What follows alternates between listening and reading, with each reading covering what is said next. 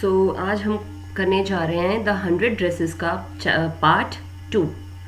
हमने इसके पहले की कहानी में यानी पार्ट 1 में देखा था कि कैसे वैंडा पेट्रोन्स्की, जो कि गरीब लड़की दिखाई गई है, जो बोगिंग्स हाइट के वहाँ पर रहती थी, लेकिन जब भी वो स्कूल जाती थी तो पैगी और मैडी जो है वो उसे परेशान किया करते थे, उसे स्टूपिड सा एक ही क्वेश्चन पूछा करते थे, how many dress do you have. तो यहाँ पे हमने देखा उस वाले चैप्टर में कि कैसे उसकी चुप्पी ने उस कंपटीशन को, जो कि कंपटीशन हुआ था ड्रेस डिज़ाइनिंग का, स्केच का, उसमें वो लड़की यानी वैंडा जीत जाती है।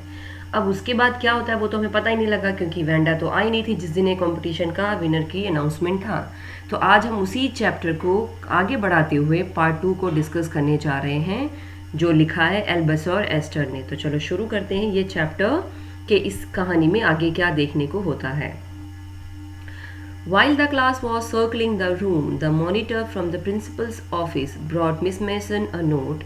Miss Mason read it several times and studied it thoughtfully for a while. Then she clapped her hands. अब हम याद करते हैं थोड़ा सा पीछे जा कर के। आपको याद होगा मिस मैसन ने अनाउंसमेंट की थी, विनर्स का डिक्लेयर किया था, गर्ल्स में से कौन जीते हैं, बॉयज़ में से कौन जीते हैं। फिर वो बोलती हैं कि रूम 13 में आप जा कर के जो भी डिज़ाइन है उसको देख सकते हैं। इतने में होता है कि बच्चे जब यहाँ वहाँ घूम रहे होते हैं, मॉनिटर जो कि प्रिंसिपल के ऑफिस में गया हुआ होता है, वो मिस मैसन के लिए एक नोट लेकर आता है। मिस मैसन उस नोट को बहुत बार पढ़ती हैं और उसके बाद थोड़ी देर वो सोच में पड़ जाती हैं, फिर अपने हाथों से ताली बजाते हुए सबका अटेंशन अपनी तरफ ग्रैब करती हैं। क्या बोलती हैं वो आगे देखते हैं। Attention class, everyone back to their seat. When the shuffling of feet had stopped and the room was still and quiet, Miss Mason said, I have a letter from Vanda's father that I want to read to you. वो बोलती हैं आगे ताली बजाते हुए कि ध्यान से सुनो बच्चों, सब लोग अपनी अपनी सीट पे पहुंच जाओ। अपने पैरों को रगड़ते हुए यानी घिसटते हुए बच्चे यहाँ वहाँ घूम रहे थे, तो वो सब जब चुप हो जाता है, कमरा एकदम शांत हो जाता है, क्लासरूम में शांति फैल जाती है, तो मिस मैसन कहती हैं, मेरे पास एक लेटर आया हुआ है जो वैंडा के फादर ने भेजा है और जो मैं तुम सबको पढ़ के सुनाना चाहती हूँ। Miss Mason stood there a moment and the silence in the room grew tense and expectant. The teacher adjusted her glasses slowly and deliberately. Her manner indicated that what was coming. This letter from Vanda's father. What was a matter of great importance. Everybody listened closely as Miss Mason read the brief note. Miss Mason थोड़ी देर खड़ी रहती हैं और फिर उनकी behaviour को देख करके, उनके बॉडी की जो लैंग्वेज थी, जो जेस्चर था, उसको देख करके पूरी क्लास में एक तरीके की शांति तो हो ही जाती है, लेकिन सब टेंशन वाले माहौल में आ जाते हैं और उनको एक्सपेक्ट नहीं था कि यहाँ पे क्या अब आगे होने वाला है, मतलब ऐसा क्या हो गया। सभी लोग ये सोच में पड़ जाते हैं। टीचर ने अपने ग्लास यानी अपने चश्मे को थोड़ा सा ठीक किया, कुछ तो इच्छा के साथ और कुछ उनको करना पड़ा। उनका जो बिहेवियर था वो साफ साफ दिखा रहा था कि अब आगे क्या होने वाला है। ये जो वैंडा के पिताजी ने लेटर लिखा है, क्यों इतना उसको महत्व दिया जा रहा है। सभी लोगों ने मैम की तरफ देखा और सभी लोगों का जो अटेंशन था वो कम्प्लीटली मिस मैसन की तरफ था कि मिस मैसन इस लेटर में, जो कि वैंडा के फादर ने भेजा है, पढ़ने जा रही हैं, तो हमें सुनना पड़ेगा कि ऐसा क्या है इस लेटर में जो मिस मैसन इतना ज़्यादा टेंशन में आ गई हैं। आगे शुरू करते हैं द लेटर, जो कि वैंडा के फादर ने लिखा था। Dear teacher, my Wanda will not come to your school any more, Jake also, now we move away to big city. No more holler polak, no more ask why funny name, plenty of many names in the big city. Yours truly, Jan Petronsky. तो ये जो letter था उसकी शुरुआत कुछ ऐसे होती है। प्रिय शिक्षक, मेरी बेटी कल से स्कूल नहीं आएगी, ना ही जेक आएगा। अब हम बड़े शहर में चले गए हैं। अब कोई उसको हॉलर पॉलैक करके नहीं पुकारेगा, कोई ये नहीं पूछेगा कि तुम्हारा नाम इतना फ़नी क्यों है। बहुत सारे नए फ़नी नेम्स यहाँ पर शहर में देखने को मिलते हैं। आपका आभारी, जैन पेट्रोन्स्की। ये लेटर पढ़ने के बाद सभी लोग उनकी किसकी वेट कर रहे होते हैं, मिस मेसन की, कि उनका आगे का रिप्लाई क्या आने वाला है। और deep silence met the reading of this letter. Miss Mason took off her glasses, blew on them and wiped them on her soft white handkerchief. Then she put them on again and looked at the class. When she spoke, her voice was very low. जब ये letter पढ़ करके miss मैसन ख़त्म करती हैं तो पूरे class में एक अजीब सी शांति फैल जाती है। मिस मैसन ने अपना चश्मा उतारा, थोड़ी फूंक मारी और उसको एक सॉफ्ट हैंकरचीफ से रुमाल से साफ किया। फिर उन्होंने वापस से अपने चेहरे पे लगा लिया आंखों पर चश्मा और क्लास को देखने लग गई। उन्होंने कुछ बोला लेकिन उनकी जो आवाज़ थी काफ़ी स्लो हो चुकी थी, बहुत ही मतलब बोलते हैं ना दुखी वाली आवाज़ होती है, ऐसे दुखी होते हुए उन्होंने आगे की बात रखी। क्या रखी? I am sure that none of the boys and girls in room 13 would purposely and deliberately hurt anyone's feeling because his or her name happened to be a long, unfamiliar one. Miss Mason आगे कहते हुए कहती हैं, मुझे पता है room number 13 में रहने वाले जितने भी बच्चे यहाँ जो कोई भी पढ़ता है वो नहीं चाहता, कभी भी उसने सोच करके नहीं किसी को हर्ट किया होगा, यानी जानकर या बिना जाने किसी ने भी किसी को हर्ट नहीं किया होगा, किसी के साथ किसी भी तरीके का गलत मजाक नहीं किया होगा उसके नाम को लेकर के, क्योंकि बहुत से नाम बहुत लंबे थे और हम कभी उनको सुने हुए भी नहीं थे। I prefer to think that what was said in thoughtlessness. I know that all of you feel the way I do, that this is a very unfortunate thing to have happened. Unfortunate and sad both, and I want you all to think about. उन्होंने क्या बोला? आगे बताती हैं कि मैं तो बस यही जानती हूँ कि जो हुआ जो कहा गया वो किसी ने इंटेंशनली या जानबूझ करके नहीं कहा था, किसी ने ये चीज़ को सोच करके नहीं कहा था, बस गलती से निकल गया होगा।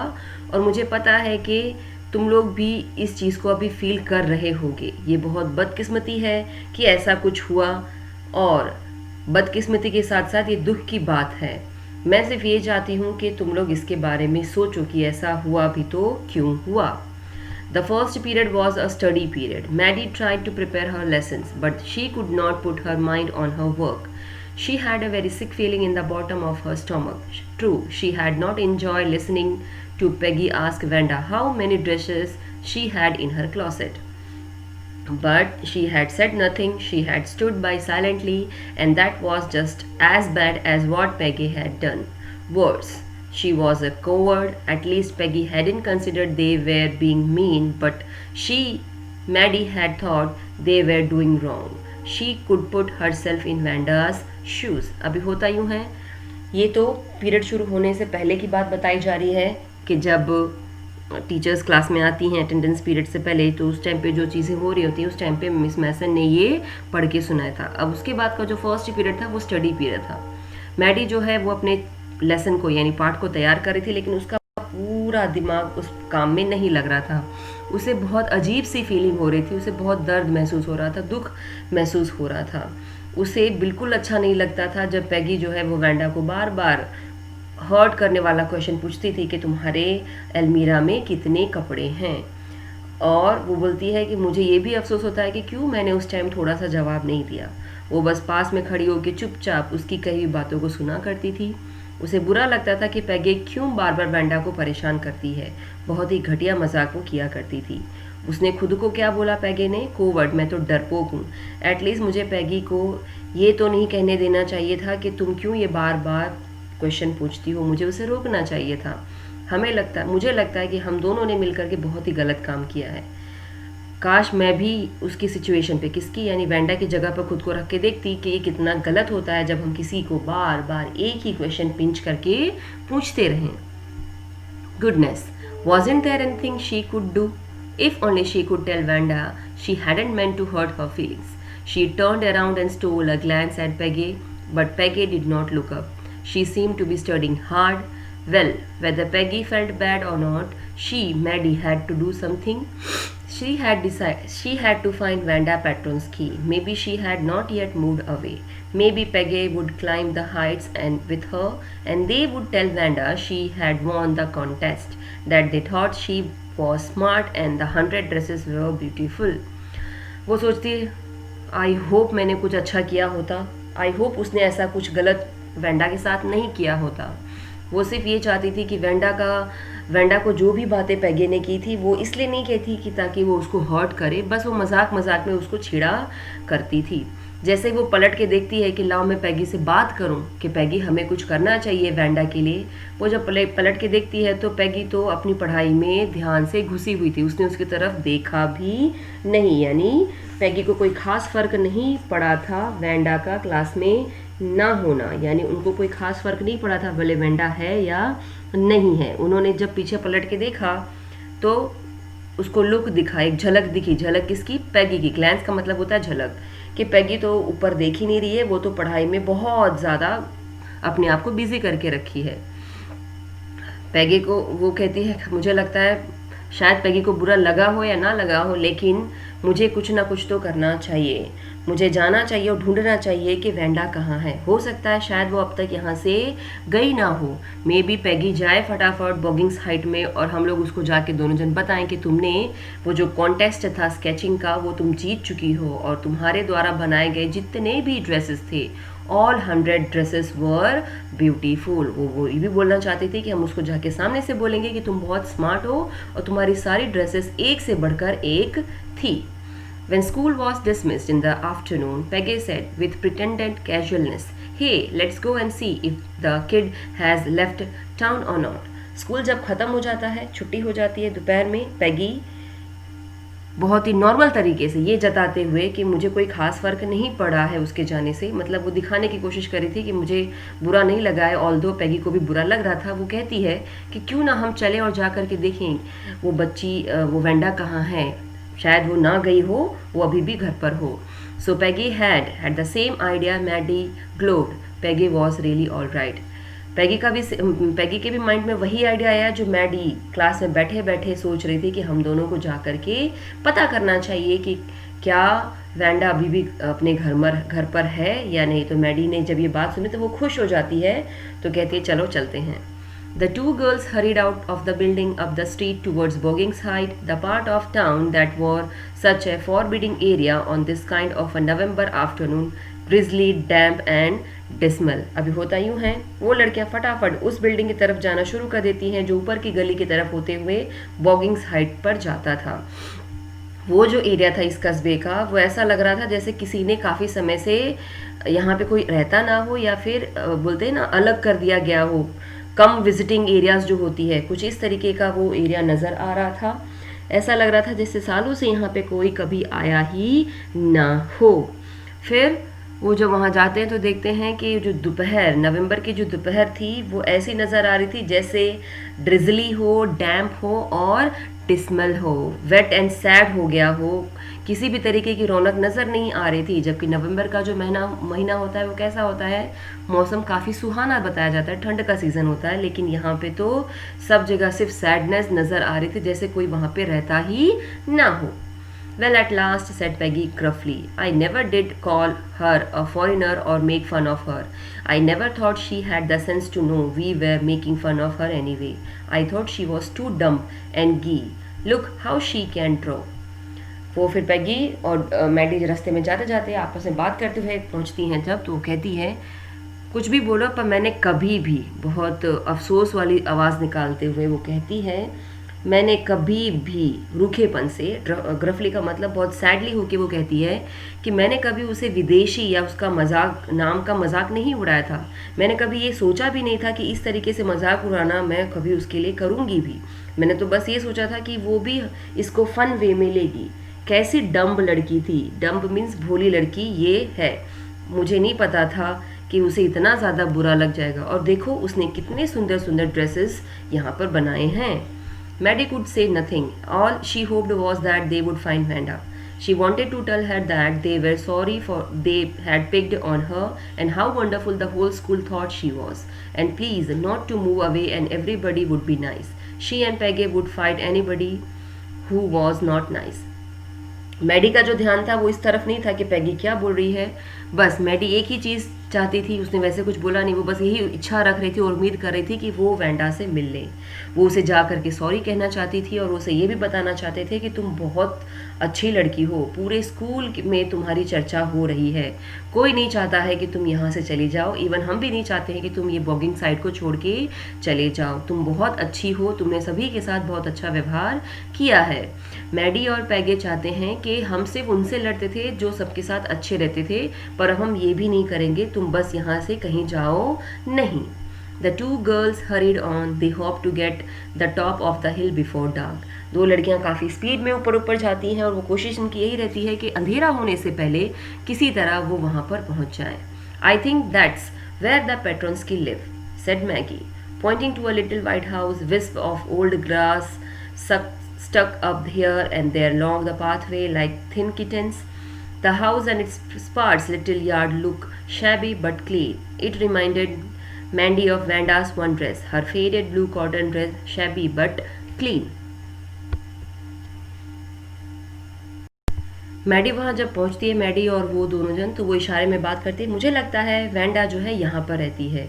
उसने छोटे से घर के तरफ इशारा किया।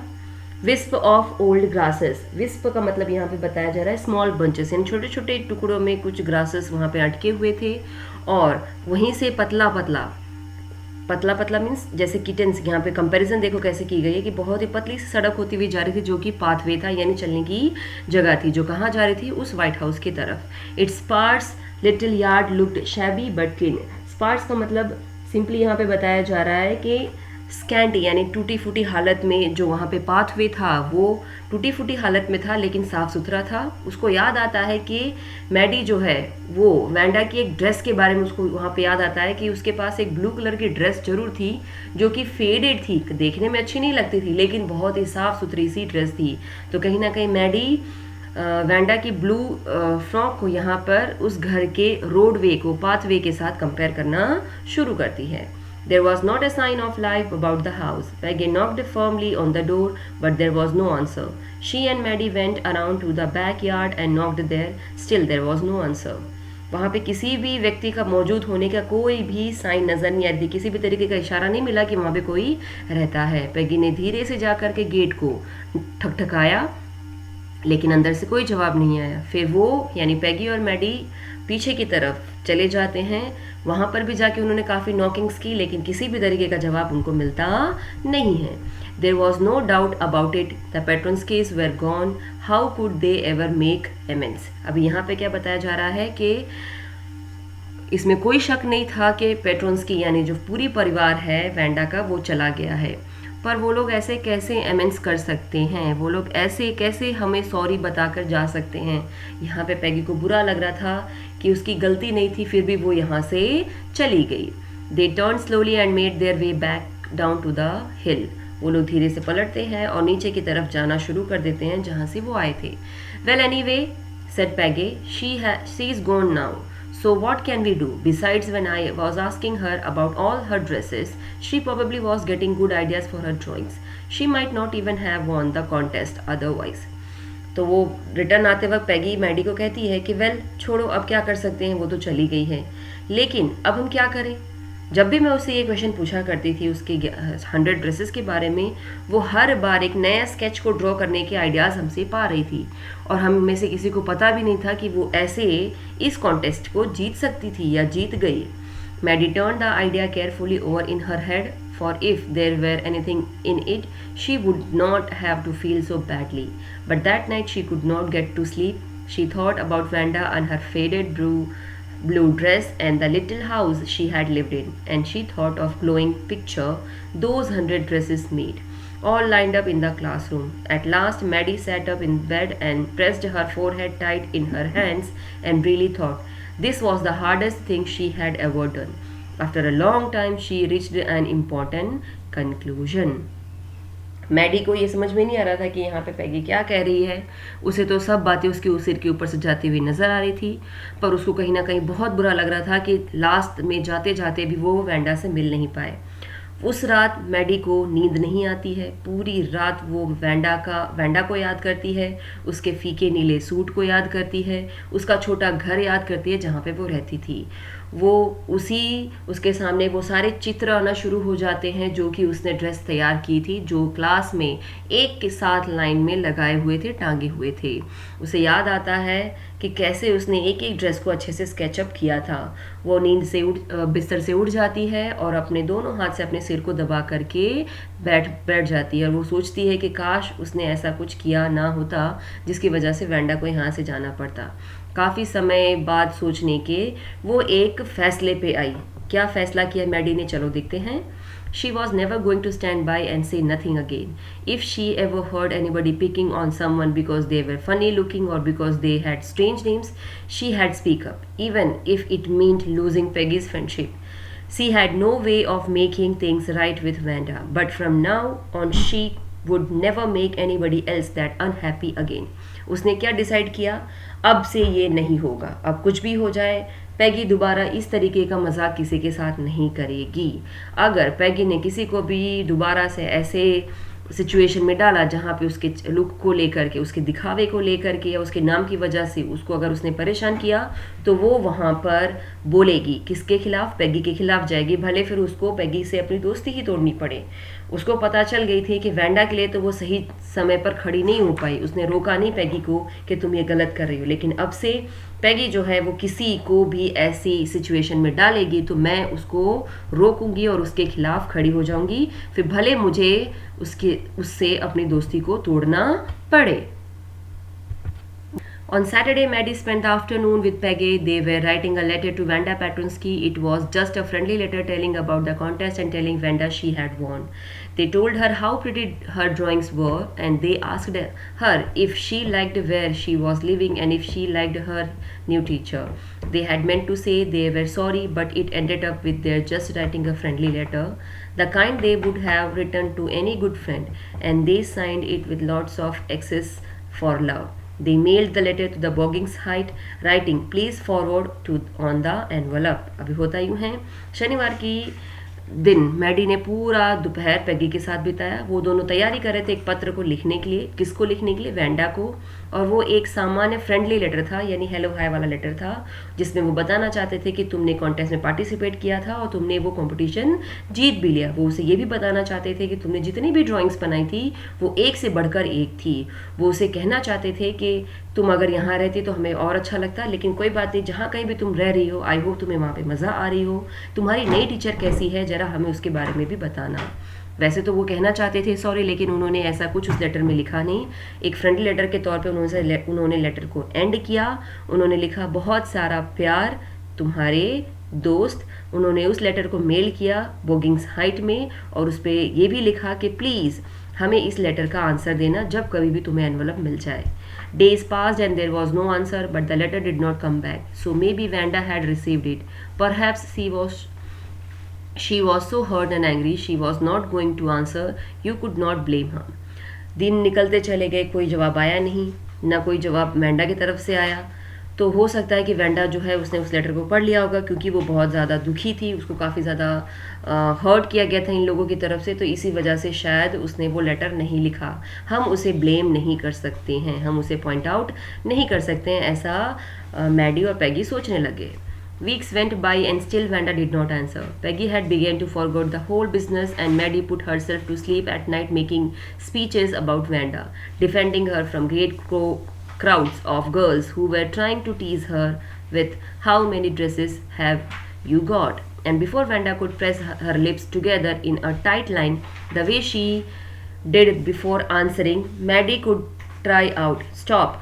Then everybody would feel ashamed the way she used to feel. अब हफ्ते बीतते चले गए, दिन बीतते चले गए, कोई जवाब जब नहीं मिलता है तो वेंडा ने उस बारे में सोचना पैगी ने उस बारे में सोचना छोड़ दिया। वो अपने कामों में खुद को बिजी रखना शुरू हो गई। मैडी जो थी उसने खुद को रात में सुलाने की कोशिश शुरू की, कैसे कि मैं कैसे वेंडा जैसी अगर सिचुएशन किसी और लड़की के साथ होती है तो मैं कैसे उसको डिफेंड करूंगी, उसको बचाऊंगी इतनी भीड़ भाड़ से, ऐसी लड़कियों से जो उसे बार बार परेशान करती हैं। उसे छेड़ा करती थी कि तुम्हारे पास कितनी ड्रेसेस हैं, ऐसा कभी होगा तो मैं कभी नहीं करूँगी। वो सिचुएशन याद करती है कि वेंडा से जब भी ऐसा स्टूपिड क्वेश्चन पूछा गया था तो वो कैसे अपने होठों को सिल लेती थी और कभी कुछ बोलती नहीं थी। मैडी होती तो पक्का चिल्ला देती और चुप करा देते कि चुप हो जाओ, तुम लोग ये क्या कर रहे हो। यानी उसने ठान लिया था कि अब कुछ भी हो जाए, अगर इस तरीके की सिचुएशन होगी तो मैं सबको चुप करा दूंगी और उनको फील करवाऊंगी कि तुम लोगों ने कितना घटिया क्वेश्चन पूछा है।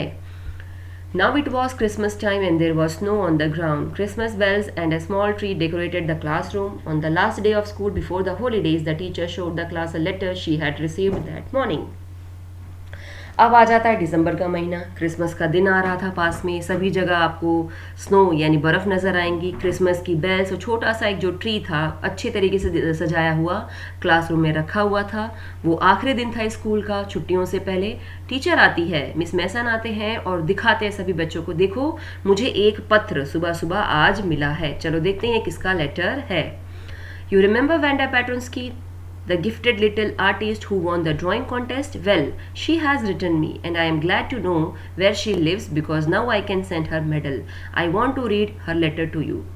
मिस मैसन बताती हैं, क्या आपको याद है वेंडा पेट्रोन्स्की के बारे में? वो छोटी सी बच्ची जो एक आर्टिस्ट थी जिसने लास्ट टाइम ड्राइंग कॉन्टेस्ट को जीता था, उसने मुझे एक पत्र लिखा है और मैं बहुत खुश हूँ ये जान करके कि वो अब कहाँ रहती है, क्योंकि अब मैं उसे उसके मेडल्स को भेज सकती हूँ। ये जो पत्र है ये मैं तुम लोगों के लिए पढ़ना चाहती हूँ। The class set up with a sudden interest and listen intently. Class जो थी वो एकदम सही पोजीशन में बैठ जाती है और बहुत ही इच्छा के साथ इस पत्र को सुनना चाहती थी। Dear Miss Mason, how are you and room 13?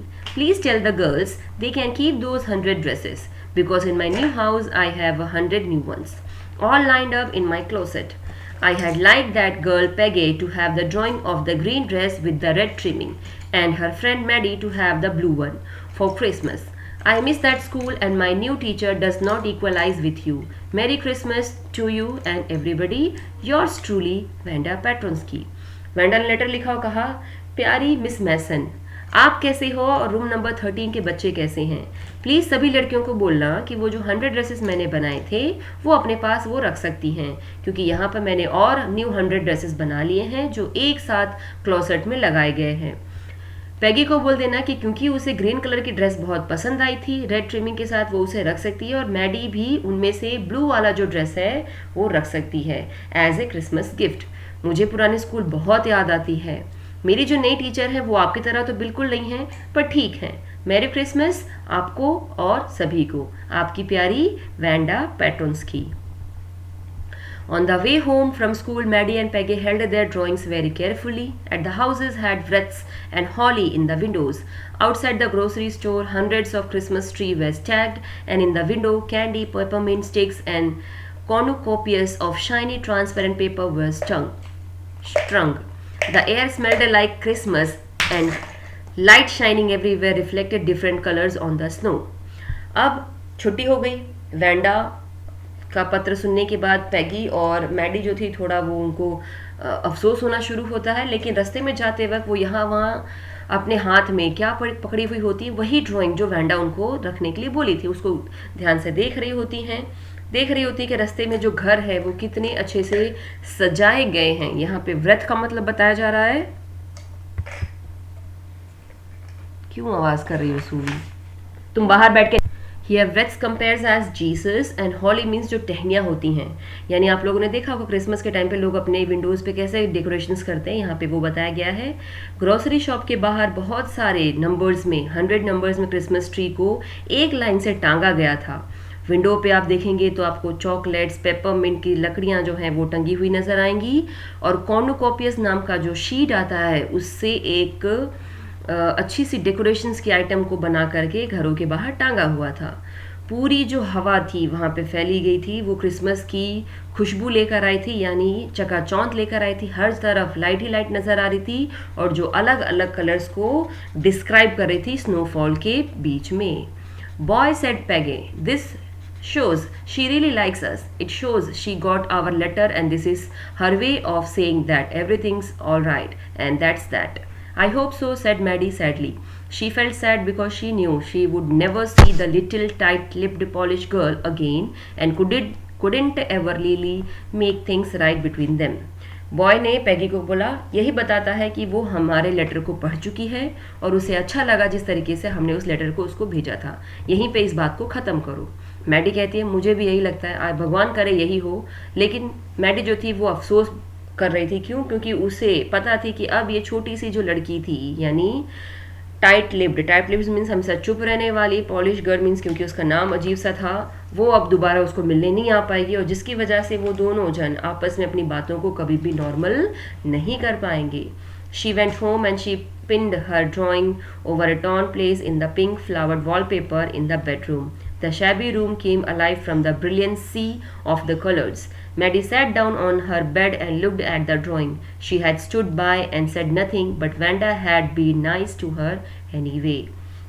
Maddie घर पहुंचती है, उसने अपनी ड्राइंग को एक दीवार पे लगाया जिसका वॉलपेपर जो था वो फटा हुआ था, जो पिंक फ्लावर से बना हुआ था, उसमें थोड़ा फटा हुआ एरिया था, तो वहाँ पर ले जा करके मैडी ने इस ड्राइंग को, ब्लू कलर की जो फ्रॉक थी उसको वहाँ पे लगा दिया। रूम जो काफ़ी छोटा सा नज़र आ रहा था, लेकिन अब उसमें जान आ गई थी। छोटा सा इन द सेंस कि जो बेजान सा हो गया था, जिसमें रौनक नहीं थी, वहाँ पे अब जान आ गई थी, क्योंकि इतने अच्छे कलरों का जो इस्तेमाल किया था वैंडा ने, उससे उसकी ड्राइंग ने पूरे कमरे को चकाचौंध कर दिया था। मैडी जाती है अपने बेड पर और बैठ जाती है और उस ड्राइंग को घूरना शुरू कर देती है और कहती है कि कुछ कहती नहीं है, लेकिन सिर्फ इतना सोचती है कि कुछ भी हो, वैंडा हमेशा उसके साथ अच्छी लड़की के तौर पे ही पेश आई थी। Tears blurred her eyes and she gazed for a long time at a picture. Then hesitantly she rubbed her eyes and studied it intently. The colors in the dress were so vivid that she had scarcely noticed the face and head of the drawing. But it looked like her, Maddie. It really looked like her own mouth. Why, it really looked like her own self. Vanda had really drawn this for her. Excitedly, she ran over to Peggy's. आंखों में से आंसू टिपक पड़ते हैं और वो काफ़ी लंबे समय तक, क्योंकि उसको घूर रही थी, गेज्ड मीन्स घूर रही थी, उसके आंख से आंसू निकल आते हैं। फिर वो अपनी आंखों से आंसू को पोंछती है और ध्यान से देखना शुरू करती है पिक्चर को। पिक्चर पे इतने अच्छे अच्छे कलरों का इस्तेमाल किया गया था कि उसने ध्यान से कभी सिर को देखा ही नहीं। जब उसने ध्यान से सिर की तरफ देखा तो उसको लगा कि ये जो चेहरा है ये तो मेरे जैसा है। तब उसको रियलाइज़ हुआ कि वैंडा ने सच में ये ड्राइंग सिर्फ मैडी के लिए ही बनाई थी। वो खुश हो जाती है और बहुत ही ज़्यादा उत्सुकता से पेगे के घर की तरफ भागती है। Peg, she said, let me see your picture. What's the matter? asked Peggy. As they clattered up to her room where Vanda's drawing was lying face down on the bed, Maddie carefully raised it. Look, she drew you. That's you, she exclaimed, and the head and face of the picture did look like Peggy. वो जब उसके घर में पहुंचती है तो कहती है, पेग देखो ध्यान से, तुम अपनी पिक्चर मुझे फटाफट अच्छे से दिखाओ। तो कहती है, अरे क्या हुआ, मुझे बताओगी? तो कहती है, पहले तुम मुझे वैंडा वाली ड्राइंग दिखाओ। वो जब जाके देखती है तो कहती है कि ये देखो, इसका जो फेस है डिट्टो तुम्हारे जैसा ही है, ध्यान से देखो, वो तुम्हारी तरह लगती है, उसने तुम्हारा ही फेस यहाँ पर बनाया है। इस पिक्चर को ध्यान से देखोगी तो ऐसा लग रहा है जैसे ये तुम ही हो। जब पैग ध्यान से देखती है तो उसको क्लियर होता है कि हाँ, ये तो मैं हूँ। What did I say? said Peggy. She must have really liked us anyway. पैगी कहती है, मैंने तुमसे क्या कहा था कि वो हमें सच में पसंद करती है, इसीलिए तो देखो तुम्हारे लिए जो ड्राइंग बनाई उसमें तुम्हारा फेस बनाया और जो मेरे लिए ड्राइंग बनाई उसमें मेरा फेस बनाया। Yes, she must have, agreed Maddie, and she blinked away the tears that come every time she thought of Vanda standing alone in that sunny spot in the schoolyard, looking stolidly over at the group of laughing girls after she had walked off, after she had said, sure, 100 of them all lined up. वो कहती है, हाँ बिल्कुल सही बोला पैगे। वो अपनी आंखों से आंसू को आते हुए रोक लेती है, क्योंकि जब जब वो वेंडा को याद करती थी उसे वो सीन याद आता था कि धूप में कैसे वो लड़की अपने स्कूल के ग्राउंड में खड़ी होती है, लड़कियों का ग्रुप आता है, उसका मजाक उड़ाना शुरू कर देते हैं, लेकिन वो कुछ बोलती नहीं है। जब भी उसे पूछा जाता था कि तुम्हारे पास कितने ड्रेस हैं तो एक ही जवाब देती थी, 100 of them all lined up. 100 dresses हैं और सब एक ही लाइन पे लगे हुए हैं। तो ये था आपका chapter 100 dresses part 2। I hope आपको ये चैप्टर समझ में अच्छे से आ गया होगा। प्लीज़ चैनल को लाइक एंड सब्सक्राइब कर लीजिए और बेल आइकन को हिट करिए। Thank you.